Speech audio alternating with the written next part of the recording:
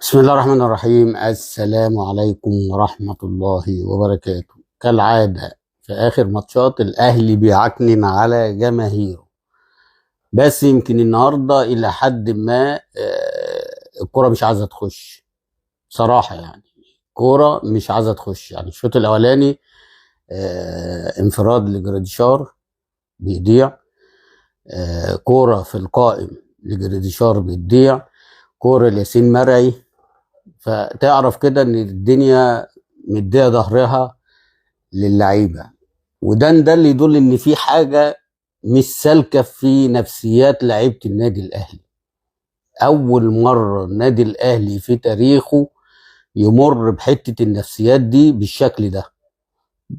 دي عمرها ما كانت في النادي الاهلي، بس اتوجدت في النادي الاهلي تحديدا الموسم ده. كله مش سالك، اللي قاعد زعلان واللي بره زعلان واللي بيلعب زعلان واللي بيخرج زعلان. ففي حاجة غلط في أوضة اللبس بتاعت النادي الأهلي.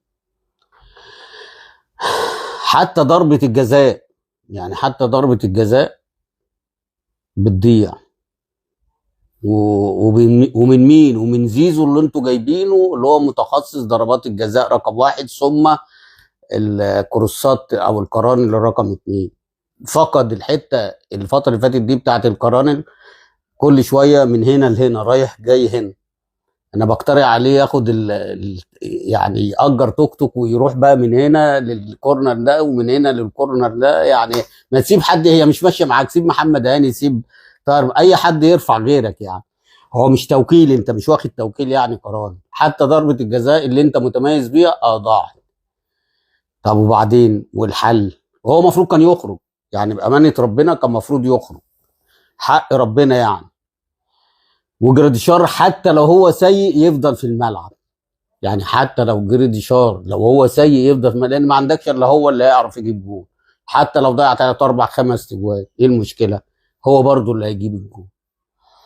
فتغييرات كلها سمك لبن تمر هندي وفي روح مش كويسه بين اللعيبه وبين بعضيها، وبتنعكس بقى على ان هي الكره بتقف مع الفرقه، لان كله هنا مش سالك.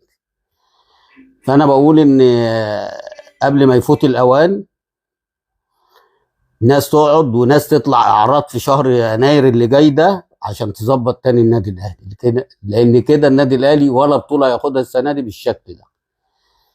يعني انت بتروح للجون وبتضيع وبتيجي في القائم وتقعد تطلع من على خط الجون وتحسب لك ضربه جزاء في الوقت بدل الضايع والكره مش عايزه تخش، يبقى في حاجه غلط.